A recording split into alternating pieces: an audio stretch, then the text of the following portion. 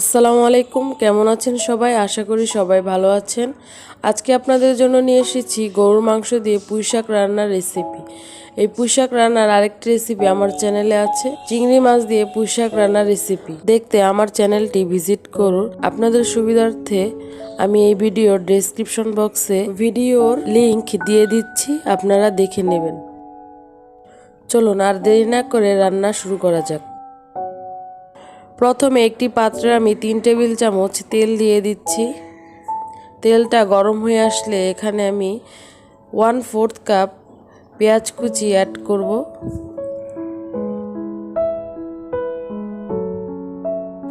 পেঁয়াজটা হালকা ভেজে এখানে গোটা মশলাগুলো দিয়ে দেব। প্রথমে দিয়ে দেব তেজপাতা, দারচিনি ও এলাচি।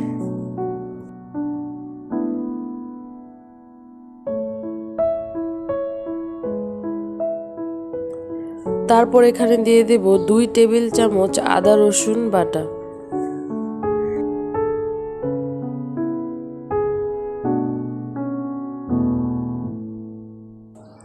তারপর আদা রসুন ও মশলাগুলো হালকা ভেজে সামান্য পরিমাণ পানি অ্যাড করব, না হয়তো আদা রসুনটা পোড়া লেগে যেতে পারে।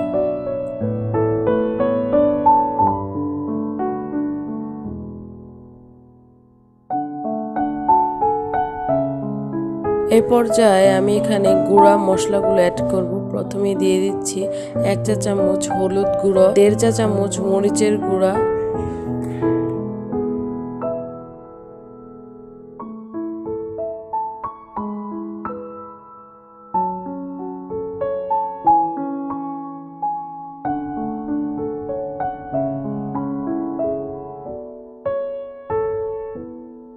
তারপর দিয়ে দিব 1 চা চামচ ধনিয়া গুঁড়ো ও স্বাদ মতো লবণ।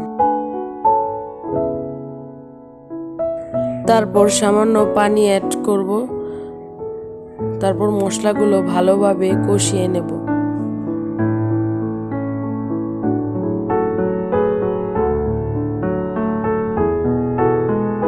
মশলা ভালোভাবে কষানো হয়ে এলে এ পর্যায়ে 1 কেজি গরুর মাংস অ্যাড করব। মাংসগুলো আমি আগে থেকে ধুয়ে পানি ঝরিয়ে রেখেছিলাম। মশলার সাথে মাংস ভালোভাবে নেড়ে মিশিয়ে ঢাকনা দিয়ে ঢেকে রান্না করব। দেখতেই পাচ্ছেন মাংস থেকে অনেক পানি বের হয়েছে। এই পানিতেই মাংস আশা করি সিদ্ধ হয়ে যাবে। এ পর্যায়ে চুলার আঁচ মিডিয়াম টু লোতে রেখে মাংস ভালোভাবে সেদ্ধ হওয়ার আগ পর্যন্ত কষিয়ে নিতে হবে।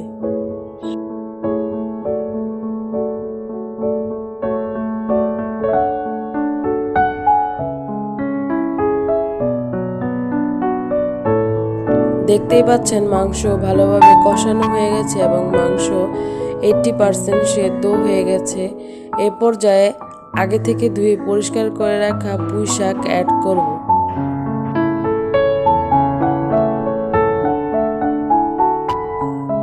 আপনাদের একটি টিপস শেয়ার করছি, যে কোনো শাক রান্নার ক্ষেত্রে প্রথমে চুলায় শাক দেওয়ার পর ঢেকে দেবেন না। ঢাকনা ছাড়া চুলার আঁচ হাইতে রেখে পুঁই শাকটা কিছুক্ষণ রান্না করে যখন শাক কমে আসবে সেই পর্যায়ে আপনারা ঢাকনা দিয়ে ঢেকে রান্না করবেন। এতে শাকের কালার সবুজ কালার থাকবে।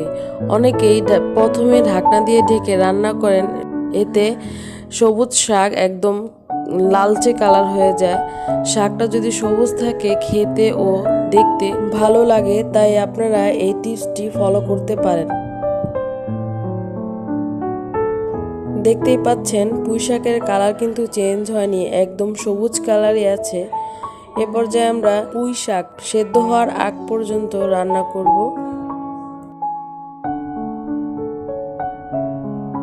শাক সিদ্ধ হয়ে এসেছে। এ পর্যায়ে 1 চা চামচ ভাজা জিরা গুঁড়া অ্যাড করব।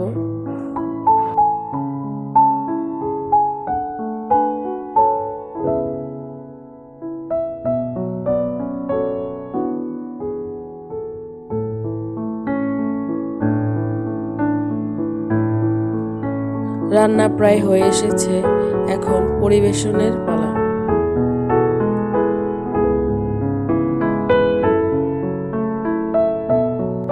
রেসিপিটি ভালো লাগলে আপনারা বাসায় ট্রাই করবেন এবং আমাকে কমেন্ট করে জানাবেন কেমন হয়েছে।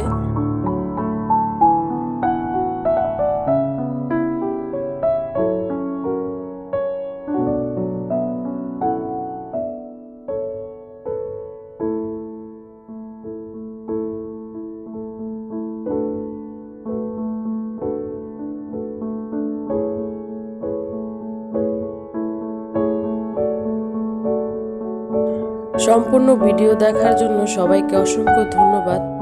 ভিডিওটি ভালো লাগলে চ্যানেলটি সবাই সাবস্ক্রাইব করে পাশে থাকা বেল আইকনটি